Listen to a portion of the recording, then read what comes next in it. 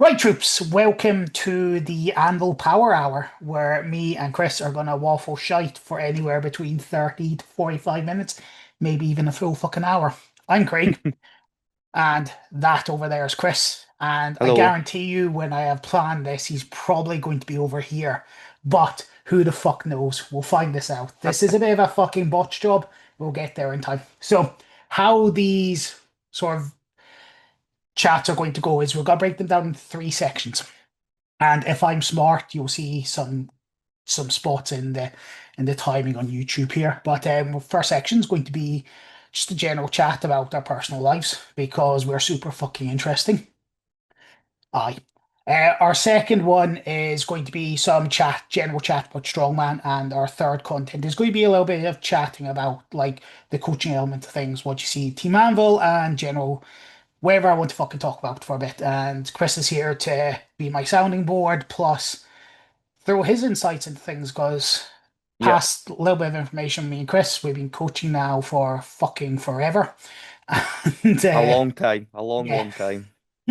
so probably one of the best people who knows me well enough. And Chris was my first ever online client, Hmm. and he still is my online Yep. client. So let's assume that I'm actually doing my job reasonably well. Okay, right. So let's get into it. So, how's your week been, Chris? What have you been up to? So I was back to work this week Mhm. after a nice 2 week break after Christmas. So it was back with a bang.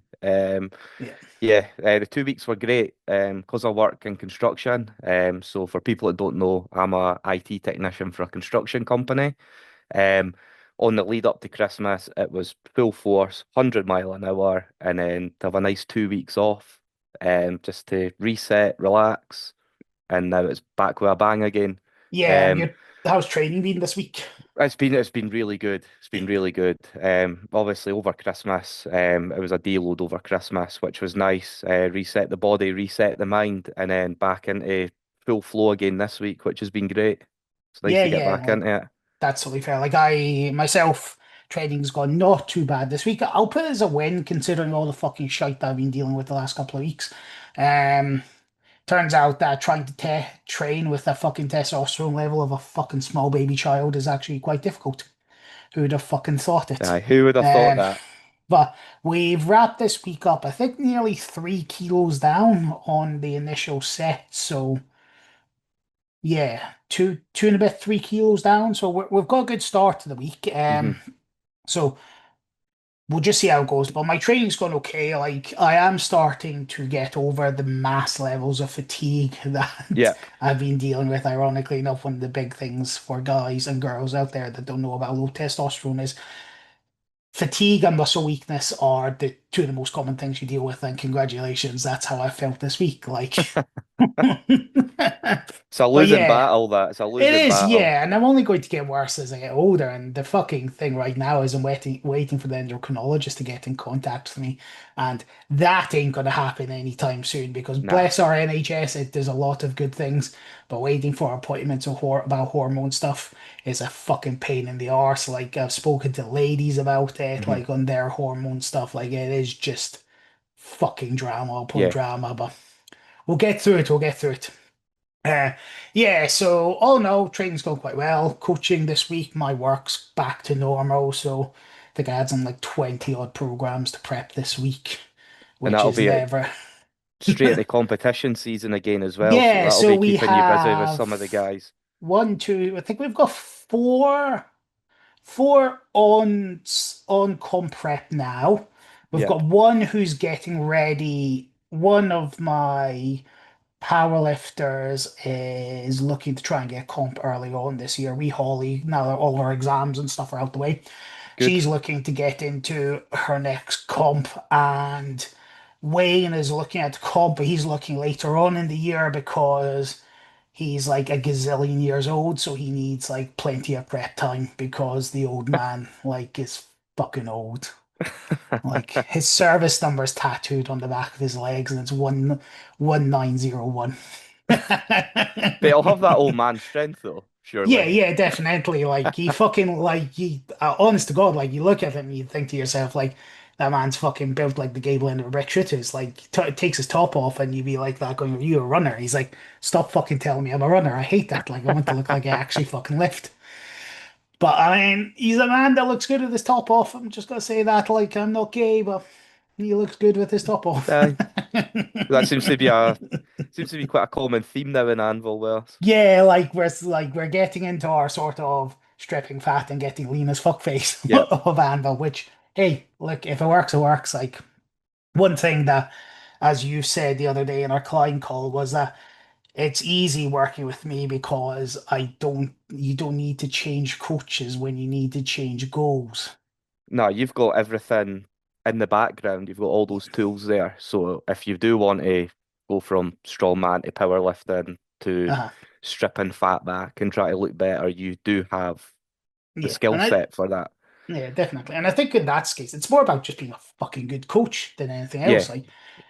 Like any coach can do what I do. It just your requirement is just to be fucking the ability to listen is the Hmm. main thing, I think, in the grand scheme of things. But right, that's us waffled enough on the introduction. So let's go into fucking zoomed in directly on my head. This is the problem. I've got a nice fancy camera, but it fucks around a lot.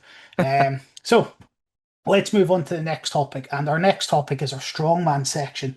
So, except for more fucking strongmen dying, that's what we don't want to be seeing in Nope. 2026. What would you like to see change in 2026? So this is a really good question because you could take this from complete beginner level Yeah. to right at the top end, Giants Live level. Now, speaking to some of the guys I train with about this, because I knew you were going to ask this, one of the ones that we seem to have agreed on that would like to see change is the Giants Live pathway and how they invite athletes to their competition. We Uh-huh. think it could be done better to have what you take the Stoltmans out of the equation, right? I'm talking about Britain's strongest man here that's coming up in a couple of weeks. You Yeah. have one Scottish representation, right? Whereas England seem to dominate it. You have maybe one from Ireland and one from Wales. That's not fair. They should be inviting the top three or four from each of the regionals, and that should make the pathway for Giants Live. Yeah, okay. Yeah, I can see where you're coming from with that. So I don't necessarily disagree with this. Hmm. I think though the problem we have, I think, and nothing against the Scottish strongman scene, is it seems to be a little bit behind in certain areas. And what I mean by that is that we seem to have our athletes don't seem to get the breaks that they need, but it seems like the competition jump between Scotland's strongest man and Giants is Hmm. massive. And I don't know if it's the same down south. Like, I'm talking from a point of fairly ignorance about the English strongman scene, but I feel like we do not give the guys enough of a chance to be exposed to the heavier comps that they look at seeing when it comes Hmm. to Giants Live. So like Yeah. I feel like we could be doing with what I would refer to as a Giants Live beat up session. Yeah. So what I mean by that is like it's a comp that sort of Giants Live runs that's between national level and our sort of international podium. Hmm. So it actually gives guys a chance to like prep because like these, especially I feel sorry for a lot of the guys competing with them from Scotland because usually they win Scotland's Strongest Man and whoever wins Scotland's Strongest Man jumps into the final of the Giants Live. Yeah. They're Like going to the tour finals. three That's weeks, right. yeah, three Yeah. weeks later with Yeah. zero fucking prep. Yeah. Like and they're but and you wonder why they don't perform well. Now take Callum this year. Callum's probably one of the highest ranking athletes who's hit it, who's won Scotland's Strongest Man and came in and he's done really well. Like I think he is one of the highest placing athletes in the recent years out of all the Yeah. guys who have gone from Scotland's Strongest Man to Giants Life. Yeah. Um, he's also your granny's favourite. Um, but and he's just a well-rounded athlete. But I feel like if we could get the middle point where we're taking all Hmm. this, so like past and present, Scotland's strongest men, like second places, all the ones from England, all the ones from Wales and Ireland, and putting them together to give them like beat-up training to Hmm. actually drive forward up into that level. I think that'd be fantastic. Like something that would actually help them progress because it's a totally different competition structure. Like it's Yeah. fast. There's not a lot of time between events. Like these people are put under a lot of demands. Hmm. And it would be good to see sort of that sort of stuff handled and actually taken care of. So, but that's my thoughts on that So one. the only So, other thing I can think of that was like that was a few years ago. I think it was the year Lewis, Jack won Scotland's Strongest Man. uh, He done the Explosive 8 League and it yeah, almost bridged that gap. It was a really heavy comps. It was uh, maybe 5 or 6 comps across the space of a few months. And that seemed to have bridged that gap. So even something like that for the yeah. guys. Well, I wonder, like you've got SCL, like you've got the Yeah. Strongman Championship League, which, but I just don't like. I think this is the first year where there's going to be one in Scotland. So you have like that situation there, where like there's a path. Hmm. Like more, if we could get more athletes into that, that'd be great. Hmm. But I sometimes feel like there's a bit of a struggle point between where we are at national level, where we need to be at the international level for athletes. Yep. Yeah. And we need something to bridge that gap to give them a Hmm. point because sometimes the jump's too big. The Hmm. jump may be a bit too big for some of the guys. Whereas if we had something in the middle, that could definitely sort of drive up in that direction, which would be good. No, Now, that's a good idea. yeah, what I would like to see change in 2026 is a standardization of refing. Okay. Right. Everyone's gonna hate me. Like I've ran comps, and this is the first thing when I open up with this one, everyone's like, "Oh, what do you know about?" I've ran comps. Hmm. Like I ran multiple comps. Our refereeing standards are always very, very good. I've seen a couple of people try and take this on the head, but at the same time, though, I just don't feel like we're getting somewhere with it. Hmm. Like I've seen individuals do it, but I feel like we need to come together as an entire group and action something like this because referee standards, if they were better, I think would just improve what the competitions look like. Hmm. Like we've seen competitions where certain lifts are a bit ropey and you're like, okay, right, cool. And then there's certain ones where you're like, they shouldn't have got that at all. And Hmm. like, and don't get me wrong, refereeing is a spot of the moment thing, and it's a decision made by a person in the Yep. moment. Yep. So where you could potentially go with this is maybe a secondary referee, a reserve referee that sort of hangs in the background. So if there's any debates, like on the other side of things, there's people who've got these comps done and then they go, right, fuck, like I should have got that rep. Hmm. And there's the argument to be made about, and the rest like, no, but if there's maybe a reserve referee who could be just watching in the background, isn't counting that sole focus is on that, Hmm. then that maybe might be able to help. I don't know. Like, but I definitely think maybe some general across the board quality control in reffing would benefit strongman as a whole, especially at beginner levels. If you can get it in a grassroots levels, I Hmm. think it would help all the way through because the better people are trained at the beginning, the better they're going to climb up the ranks. So this is an interesting point, and as you know, I help out at a lot. Yeah, I am involved with the official Scotland Strongest Man and the natural yeah, strongman. Now, speaking from a natural strongman point of view, that is standardized. mhm, So we discuss before each competition what we're looking for, and we have standardized some things, which is quite nice to see. Now, it would be nice to see that rolling into your official strongman competitions or even an Inter's car park competition. You know what I mean? Just so it yeah. is. But Aye, I, but again, a counterpoint to that is it's going to become very, to me, very powerlifting then. It's going to be very standardized because right now it's like the Wild West. You know what I mean? You've got one organization that has one set of refereeing rules, you've got another that has another, and that keeps the athlete on their toes for what they're looking yeah, for. You know but what I mean? that's powerlifting as well. Without crossing pissing streams, that's powerlifting as well. Yeah. IPF don't let you fucking touch a weight without you being a fucking stony faced miserable bastard, whereas GPC is like fucking take all the tray and slap yourself across the face, whack wherever you want, and you jump on the platform and lift all you want. No, that's But true. yeah, so but what I mean is like a log lockout should look the same. A person locked out with a Yeah. log should look the same. If one of your arms is slightly creased, you're like, hmm. That shouldn't be Hmm. allowed. A Yeah. lockout on, I'm going to, again, we're going to cause dramas here. A lockout on the double power, on the double deadlift. Both people need to be standing upright. One Yep. person cannot look like they're half folded. Yep. Yep. And without sounding harsh, and I mean this in no disrespect to some referees out there, and some referees favor their clients because a lot of referees are coaches. A lot of Hmm. coaches work with clients. Sometimes they favor. Now, I adopted this position by actually making sure I never refed one of my own clients. If one of Hmm. my own clients was stepping in front of me, I would swap myself over to another referee, the other referee position, because I did not want to be handling or refing my clients. Because at no point did I want to be ever considered for a bit of favoritism and stuff like that. Again, we do that in natural strongman. Like Yeah, I tap out for Matty or Stephen Wiley. If one of their clients comes up, we'll swap lanes yeah, so that exactly. there's no favoritism there. And it's the right thing to do. It has to And be I the think right it's thing to do. super good that that's happening. I do actually think that's fantastic, like shit like that's happening, but we need to be seeing it more.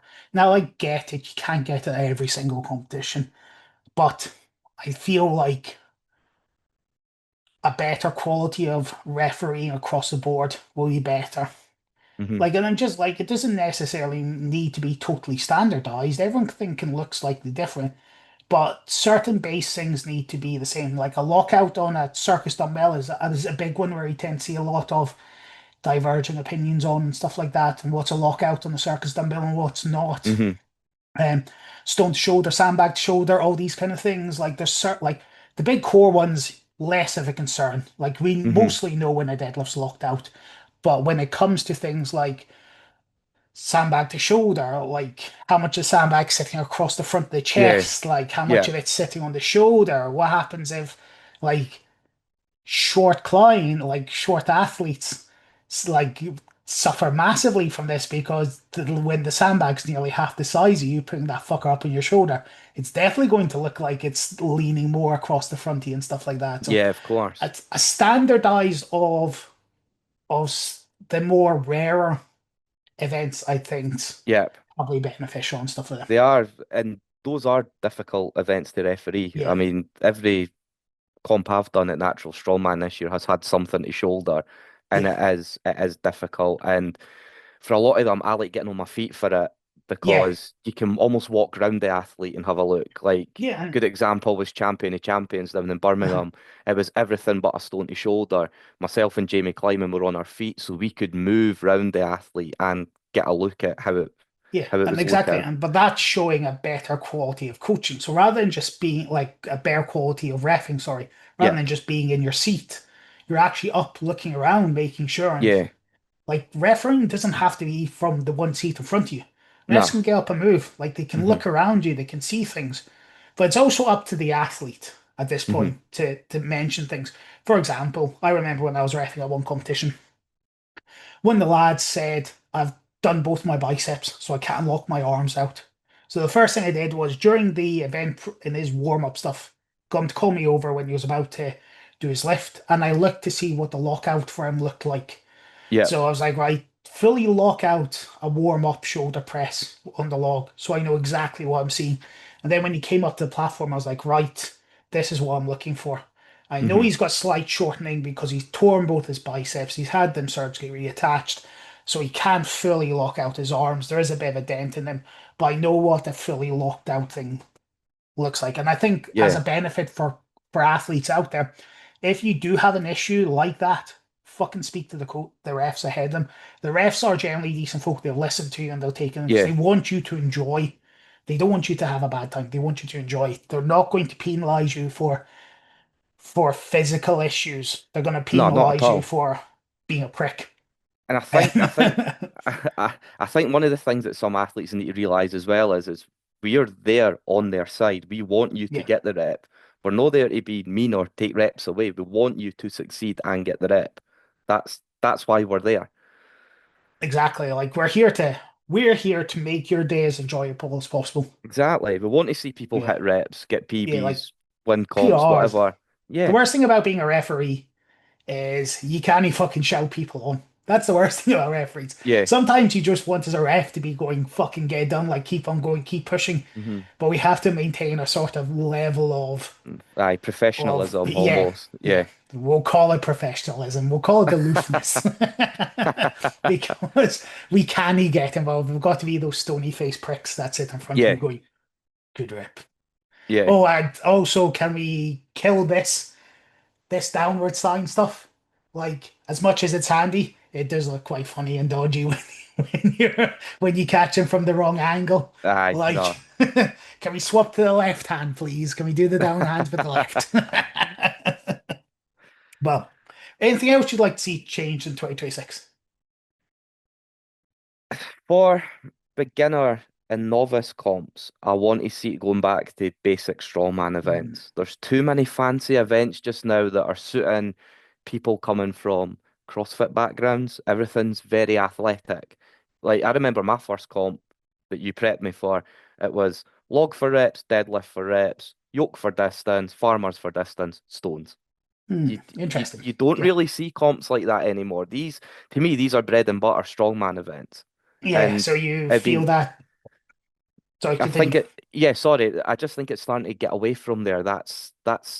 It feels like it's not strongman anymore. It feels like Mhm. there is a lot of, I'm not disrespecting CrossFit, but I think there is a lot of that creeping into it with some of the events, and it's suiting your lighter, faster, more agile guys. I Yeah, mean, again, I was chatting about this in the gym with Jamie Young, and he said the same thing. You want to see monsters shifting heavyweight. You want to see the heaviest log being pressed. You want to see that, not guys running with lighter sandbags or doing sandbag throws or that. As enjoyable as it is, it's good fun to train and good fun to prep.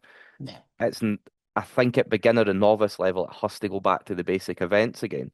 You don't disagree. Like we can all agree that sandbag throws are the shittest event in strongman. Yes. There's nothing worse. It's fucking boring. It's boring to watch, and it sucks to train. And if you're short, you're fucking shite at. It's even worse. Exactly. Exactly. But no, I don't disagree with that. Now, I would like to see more inter events running Hmm. because, again, we go back, we discuss the pathway to Giants Live. Hmm. I do feel sometimes there's a pathway catch out for the guys climbing up through the lower ranks. We get loads of novice and beginner competitions every year. Hmm. Loads and loads, which is great. It's good to see some. In fact, we've seen a massive upsurge, I think, over the last couple of years, and that's really nice to see. But we do now see a lack of um, intermediate competitions, and I know why. I, to an extent, know why because people feel if they compete in them and it's well outside their depth, they can't go back. Now, I don't know. In my opinion, in this one, if a comp's heavy for you, it's heavy for you. It doesn't Hmm. really matter if it's a novice comp or if it's an intermediate comp, etc., etc., etc. Like if you're doing it, you might do a hit. Okay, a prime example of this actually saw when I used to run competitions was at my novice level. I done lightweight and heavyweight. Now we had a couple of guys who were under 105s asking to compete in our heavyweight novice, even though they'd placed in novice competitions in the past, and their argument for it was that comp is really heavy for me and it would Hmm. really suit me. And I was Yeah. like, yeah, cool. That's no problem at all. Now, fucking trophy chasers can get in the fucking bin. Go jump in the fucking sea, you shower fucking shite bags. But if you're going to jump between categories, I don't really have an issue. Like, as long as you're actually challenging yourself and you're pushing yourself to try and better yourself. But I feel like right now we seem to see a lot of novices, very few inters, and then we're up to the national levels. Hmm. And again, we're developing this sort of gap issue between the guys where they're hitting the low numbers at maybe 100 kilos, etc. log, and then the next jump up they're seeing, especially when I was trying to compete back in the day Back in the was day. yeah, it was like okay, 100 at my strongman comp. The next one I'd look at is 130, Hmm. which was the Scotland Strongest Man qualifiers. You're like, there Yeah. was nothing in between, and you're like, Yeah. thank you, It's a big fuck. jump. Yeah, it is a big jump. So whereas having a couple more things in between, would be better. And I feel like Hmm. in between is where we bring in the more interesting events. Yeah. Like I agree with you. Like in the beginner competitions, I feel like you should just be doing the basic events. Hmm. Log, deadlift, farmers, yoke, sandbag, stones. Yep. Keep them simple. You're a novice, you can start bringing in some variation on things. And then Hmm. into your intermediates, that's where you start to see the mix up. Intermediates is where maybe stick circus dumbbell. And the reason why I'd stick in there is because fucking don't see any more dislocated shoulders. Connor, I'm looking at you when I fucking say this point. That was a fucking horrible thing to see when you compete in. That was horrible. But the like at this point the skill level's up, and I think we need to Yeah. reflect our event choice based on the skill level. And one thing I And dislike is not if you're doing a novice and enters on the same day, the event should be different. Yes, it's mhm. more work for the event organizers, but like make it more interesting, make it harder, make the skill level higher so guys actually have to work harder for it. And I th and I think that's a good point is the skill level. Now, I'm not saying that beginners should be doing the basic events because they're beginners and they're going to hurt themselves, whatever. They are just into strongman. Yeah, Train the basics, get the basic skills, do a comp with that, and as you progress through the ranks, that skill level will go up. You yeah, will get definitely. more vested in you Mhm. will get better invested in other events. You might find other events suit you. You'll start getting more hands on other kit and seeing what else is out there. But in the beginning, basic events, log, farmers, yoke, stones, deadlift, etc. Yeah. Just keep it simple. Yeah, I totally agree. Like, and I feel like that. And then we just make it more complicated as we go up the chain. Go up the Hmm. chain, make it harder. Yep. Um, but that's it. Like, I think that's the way forward for strongman and stuff like that. So, Hmm. right, that's our strongman segment done. So, right, troops, we're on to the last topic now of the day. So you'll be fucking bored of our voices by now, but tough shit. Still another fucking 10 minutes. Hang in, get the end of it done. You're nearly there. So the last topic is the coaching section of it. So, and this is why you should be doing an assessment week. Now, this is the one where I'm mainly going to talk and Chris is going to listen. Not Yep. like we've done much else so far during this podcast, but it's my podcast. I'm the fucking boss. So, have you done it? Do you even know what a fucking assessment week is? I've talked to Chris about this. Does Chris know what an assessment week is? Because he started with me before I put these in. I So, do know what an assessment week is yeah. because we've spoken about it since then. Yeah, so an assessment week, in my opinion, is the one thing that you probably haven't done that you fucking need to do. So, what do I mean by this? Is have you ever received a program from a coach? Then it's like, what the fuck is this? And you're like, this is well beyond my skill level. That's because they haven't done an assessment week with you. And assessment weeks are the fucking bread and butter. Now, I used to do them slightly different. When I used to do my consultations, I would ask people what sorts of types of training they were doing, programs they'd done in the past, etc., etc., etc. I I've remember stopped that doing. well. Yes, you remember that one from your consultation. Hey, if you haven't done a consultation, your coach is fucking shit. I'm just gonna throw it out there because he doesn't give a fuck about you. He only gives a fuck about the money. Um, but an assessment week is now how I approach with all my new onboarding clients, and I think it's better. Why do I think it's better? Because I actually get to see a week in your life, and I don't expect any changes. How it works is you get a special piece of paperwork sent out to you from me. I'm not going to put it up here because some cunt will fucking steal it. No stealy. Already part of my fucking services being stolen. I am aware. And it's worse when you get clients from other coaches who send you their coaching their programs. They're like, "This is my programming," and they're like, "Yeah, they got it from one of your previous clients who went to them for coaching." I was like, "That fucking arseholes." But so you'll get the paperwork sent out. It covers three topics, which is a food diary, so we see what's going in and out every day. It covers your some daily information targets such as your sleep, your weight, your steps on a day, your stress levels, etc. And then it also covers your training. And what we do in here is this is where we find out the information I need to know. And that tells me more information than anything else you could provide. Like anything else that you could actually provide, that provide that's better. Like a consultation will only give me so much information. A week out your life will give me fucking tons of information. And where we go from here is that I get to see your skill level.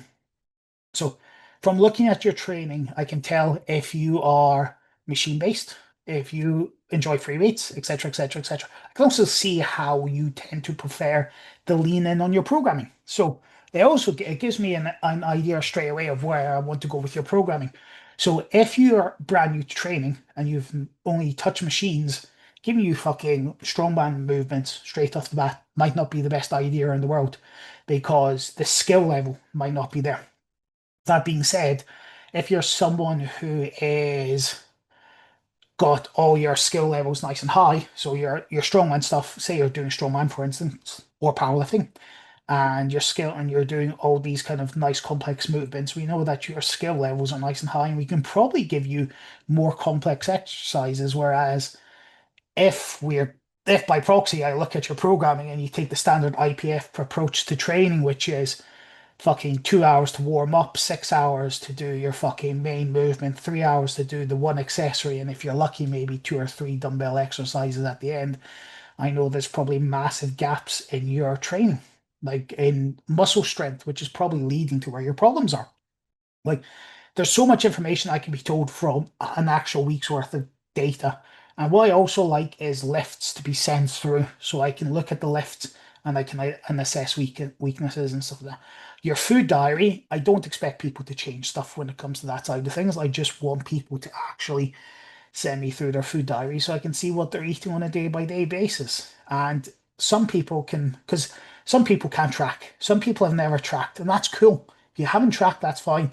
A food diary will tell me just as much information as is. Yes, it's more work on my side, but that's what you're paying me for. You're paying me to be the coach. So that's what you're fucking pay me to do all the hard work so you don't have to think too much. So, and that's where we go from it. And then your general sort of health markers that we track, things like steps and sleep, is because if you're sleeping for 3 hours a night and wondering why you're constantly fucked, you can probably tell at that point. If you're waking up like five, six, 7 times a night for different things, and I can like it's places I need to identify to help make you healthier. And from here, this will give me more information, which allows me to better prep your programming. And someone who fucking hates cookie cutter programming, that's the best way that you can help me do make you better programs from the get-go and get you better results faster. So let's talk. So we didn't do an assessment phase with you, Chris, but No, we did sort of give you something similar. So can you remember that far back? I can remember that far back. Glad one of us can. Can, Yeah, can. I'm blaming the low test. That's my reason for my bad memory. Not the fact I'm getting fucking old. So, how did we do it with you? Now, if I remember correctly, we had a call.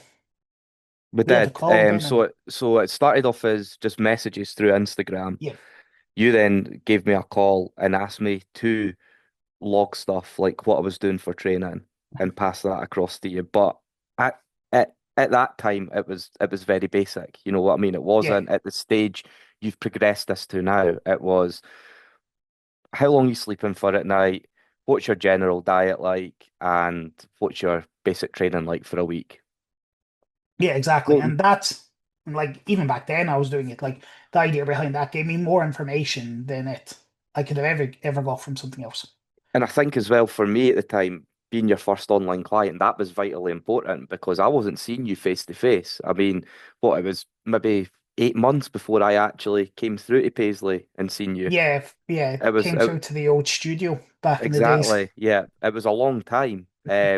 So I think that Yeah, for online yeah. onboarding is was very important. It was So very, the very first time important.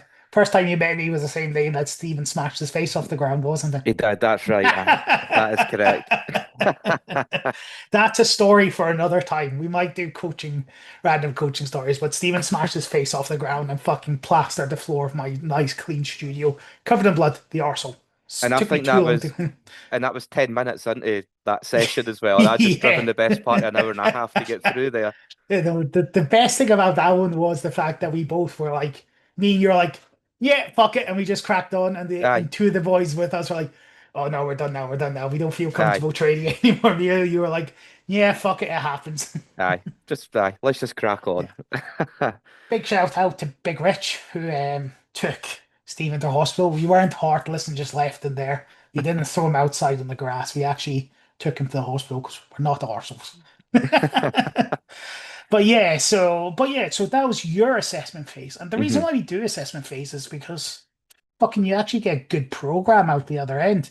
hmm Like rather than us just prepping something like, and I fucking see this all the time, like you will literally have clients get brand new programs from coaches who've never fucking actually interacted with the client in any way, shape, or form. They've signed up, they filled out the paperwork, and then it's like, okay, get started. You're like, with what? hmm You give them a program, and the program's like, this is well outside my wheelhouse. And I know because I've had that myself. One of my coaches in the past literally gave me a program, and I opened it up and I went, what the fuck is half of this? hmm And I was like, well outside my wheelhouse for some of the stuff they was asking me to do. And I was just like that going, that was a bit annoying on my part. And I was like, that like another coach I work with kept on telling me, he sent me my programming when he fucking didn't. He never sent me a program. It must have been about 3 months before. I was just like, fuck this. Like the quality of service is shite. I'm not hmm fucking here for this. So, but like the ability to actually know what you're doing so I can properly program something I think is I key. think one of the things that should be mentioned as well is that for anybody listening to this, if people do want to listen to this and they do want to sign up with you, is be honest. Don't lie about anything. Do not tweak your numbers. Do not make yourself out to be Superman or the worst lifter. Be brutally honest and log everything as it is. Because the more accurate you can be, the better service you can offer. Oh, 100%. Like honesty is the main thing. Like in a coaching relationship, honesty is the only thing that matters. Like, I don't give a fuck to an extent if I've had a fucking binge this weekend. Okay, they happen. Shit happens. Shit goes south. Shit goes wrong. hmm Why did it go wrong? Let's fix it. If you're binging every single weekend, then there's a fucking problem that we need to address. But if you're not telling me that you're binging every single weekend, I can't fucking fix the problem, or I can't try and hmm help you fix the problem. Now, sometimes it's a raw, hard fucking grip and control, which is, it sounds harsh sometimes, but it has to be said. Some people just need to be gripped by the bollocks and fucking told, get it done. And that hmm works for some people. But like, at the same time, though, like, the more open and honest you can be, the better I can help you. And I chose this job because I want to fucking help people.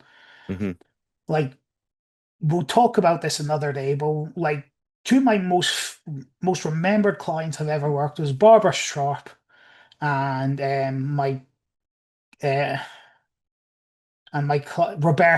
Roberta. Sorry, I nearly forgot her name. Barbara Sharp because I helped her come from a broken back, from a broken back to being able to do pole dancing. It's pretty fucking good considering when she came to me, she was just out of a spinal brace and couldn't bend over. And then Roberta was a nice wee old lady that I used to coach, who had brow bone syndrome, and I improved their bone density by 13%, which means nothing to most people. But let's put it this way: she used to break her back, fracture bones, changing bed sheets. One time while she was working with me, she slipped and fell and didn't break anything. That's like my goal in life is to help people. Like I love actually Yeah. working with people and helping them. Like that's what I chose why I chose this job is because I help people. And I've always like before this, I was a dirty, filthy military police officer, but like a corporal in the military police. So I'm like everyone fucking hates the cops, but I chose that because I wanted to help people. And Yep. ironically enough, it's made me a really good coach because he taught me to listen. It taught me to work out when you're fucking bullshitting me, which hmm is the long and short of it. But Yep. that's it. So yeah, that's the assessment week and why I think it's vitally important. Like if you want to have a good program that's best suited to you as a person, you need to actually get your programming sorted out. You need an assessment week. And if your coach hasn't done an assessment week with you, ask for one and then ask for a revisit on your programming. Now, I'll follow up assessment weeks when people are in the coaching cycle system Hmm.